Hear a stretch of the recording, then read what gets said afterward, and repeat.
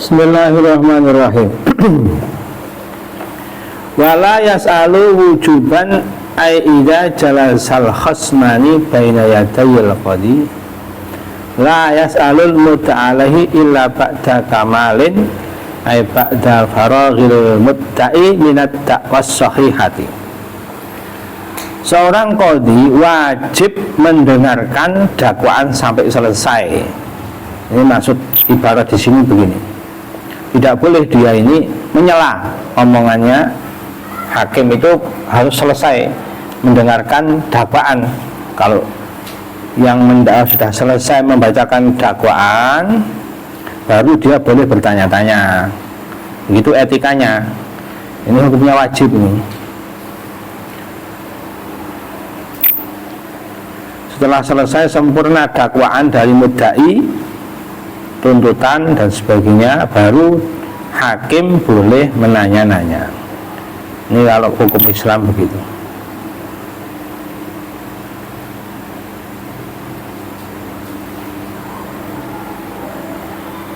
Kalau dakwah sahihahnya, dakwahnya yang sudah benar ini sudah selesai, baru dia boleh bertanya.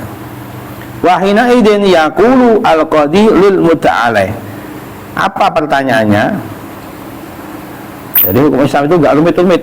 Kalau hukum tata negara itu rumit ya.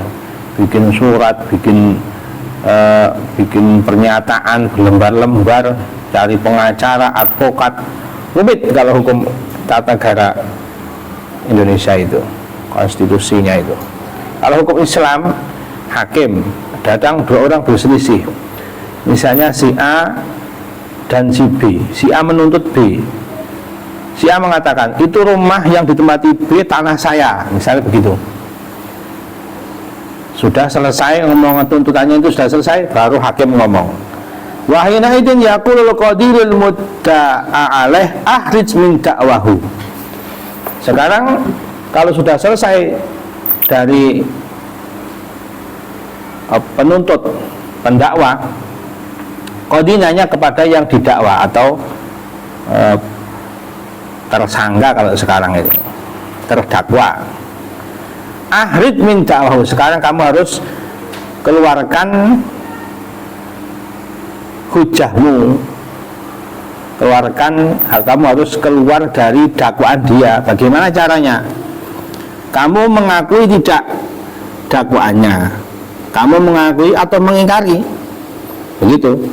Misalnya A menuntut B, A mengatakan itu rumah yang ditempati B punya saya, misalnya begitu.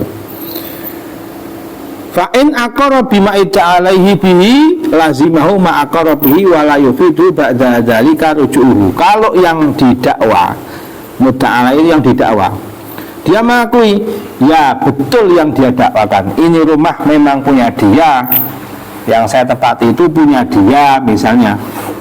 Ya sudah, selesai keputusan berarti. Keputusan berarti ini rumah milik yang menuntut. Lazimahu ma'aqarbi, karena dia sudah mengakui di depan hakim. Wala yufiduhu ba'da dzalika ruju'. Setelah perhakiman selesai kok dia ngomong, tadi itu saya terpaksa ngomong seperti itu, misalnya begitu. Enggak dianggap ini. Tadi di depan kehakiman mengakui kok, setelah itu kok rujuk, saya tadi mencabut pengakuan saya. Nah ini enggak sah, enggak berlaku sudah. Mudah hukum Islam itu, tidak rumit-rumit, tidak berkas-berkas berhari-hari ngumpulin tulisan berlembar-lembar berjilid-jilid. Itu kalau pengadilan hukum kita ini. Hukum Islam selesai, setelah mengakui sudah selesai. Wa in angkara ma'ida bi alaihi falil qadi ayyakula lil mudda'i alaka bayinah au syahid ma'ayaminik.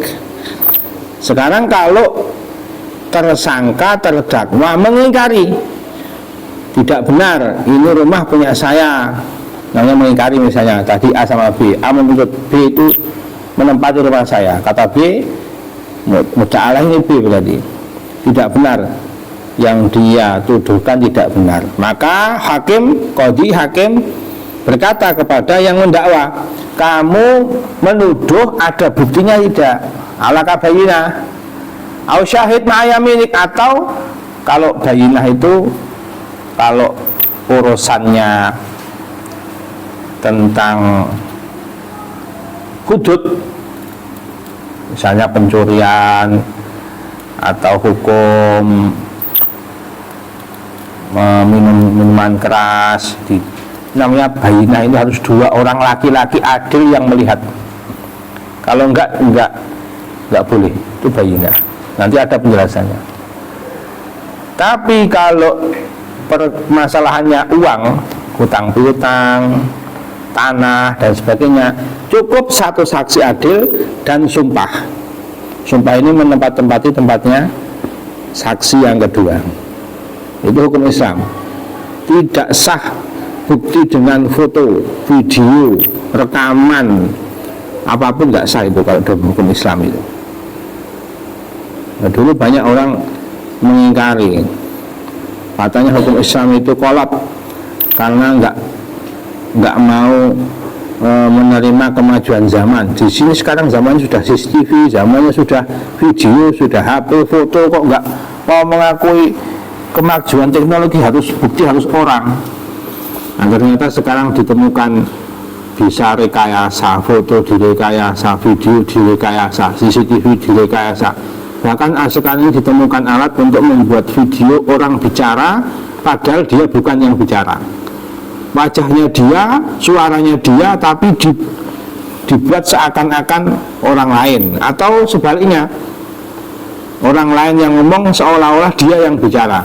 Sekarang sudah teknologinya sudah semaju itu. Nah, ini berarti kan bisa direkayasa, bukti bisa dibuat bohong. Makanya Islam nggak pernah mengakui bukti selain seseorang laki-laki yang adil, terpercaya, tidak pernah melakukan dosa besar atau melakukan sesuatu yang menghilangkan keadilan.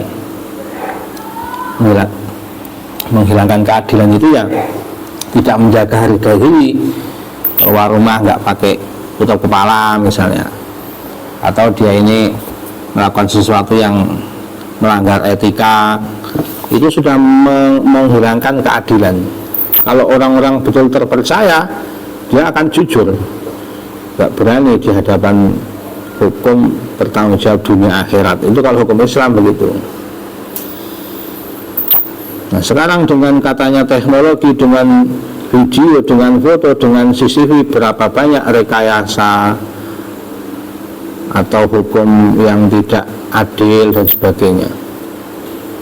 Tapi kalau selama hukum Islam masih berlaku, dulu sulit orang itu berbohong, sulit, karena saksi harus yang adil, tidak pernah melakukan dosa besar atau dosa kecil tapi sering, itu juga nggak boleh jadi saksi. Itu fasik nggak boleh jadi saksi, harus adalah orang-orang yang betul memang sudah terkenal keadilannya atau zahirnya orang adil, rajin sholat jamaah misalnya, seperti itu.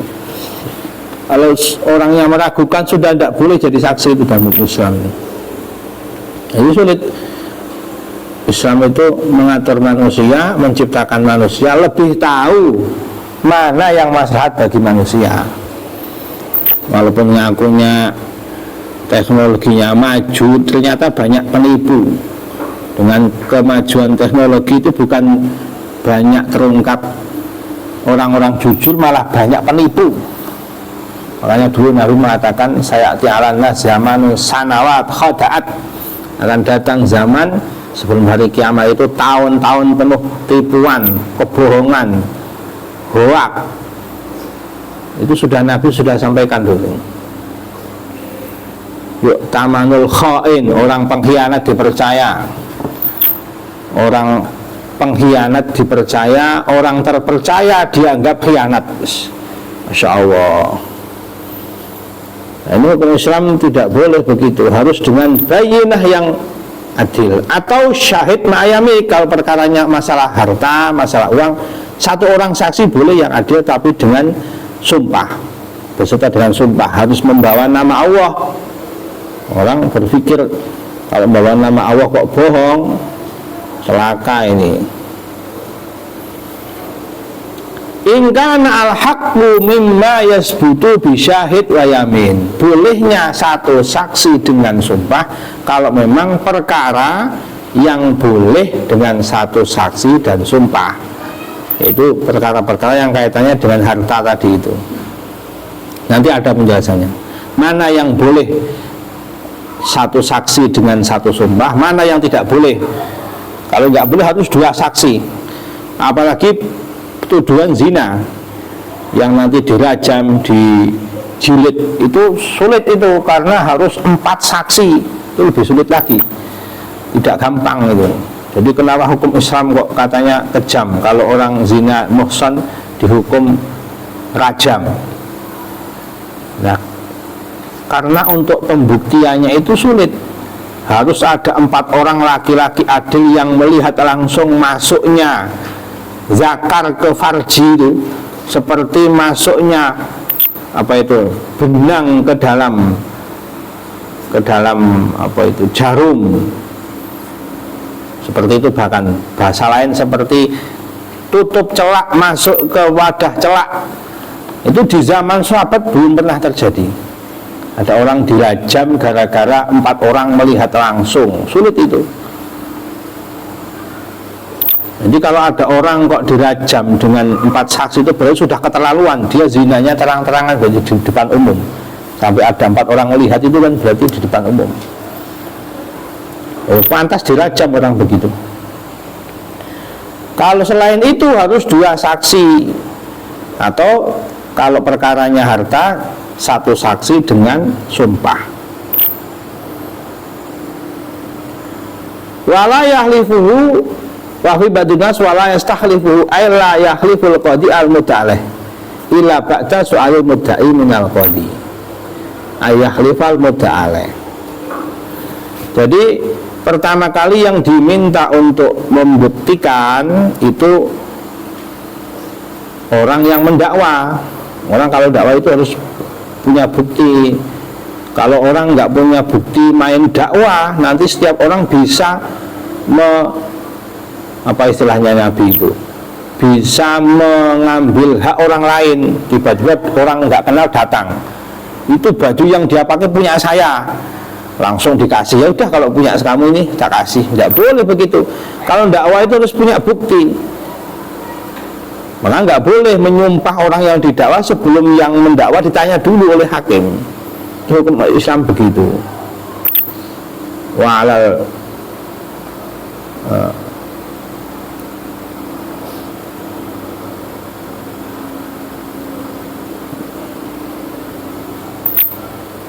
wal bayyinah halaman angkar.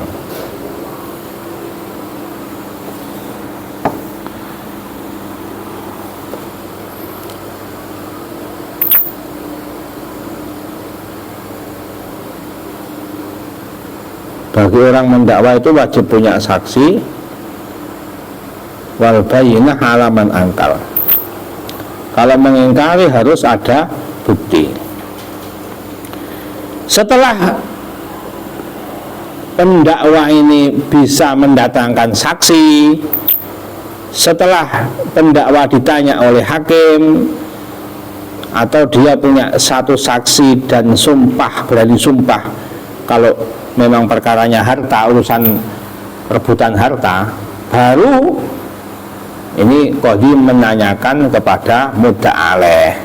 Illa ba'da soal mudda'i minal qadhi ay yahlifal muda'aleh. Sekarang yang didakwa masih mengingkari tidak, ini sudah ada buktinya. Yang dakwa ada buktinya. Sekarang kamu yang dituduh bagaimana? Kalau dia mengaku ya sudah selesai, memang benar dakwaannya dia, saksi juga benar, ini bukan barang saya, ini rumah punya A, misalnya seperti tadi itu, rebutan rumah misalnya. Tapi kalau si yang didakwa masih menyangkal, ini saksinya bohong misalnya, ini dakwaannya bohong, ini rumah punya saya, nah, maka hakim meminta muda'aleh untuk bersumpah. Itu maksudnya ibarat itu begitu. Kalau sudah tidak mengingat, sudah tidak mengakui, sudah menyangkal, baru dia diminta sumpah.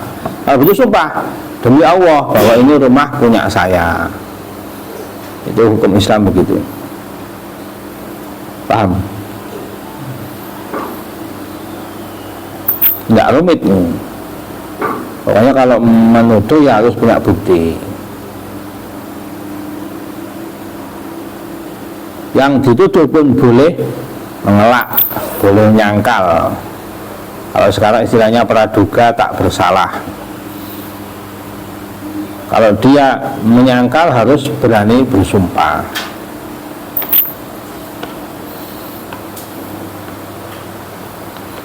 Wala yulaqtimul qadi khasman hujjatan.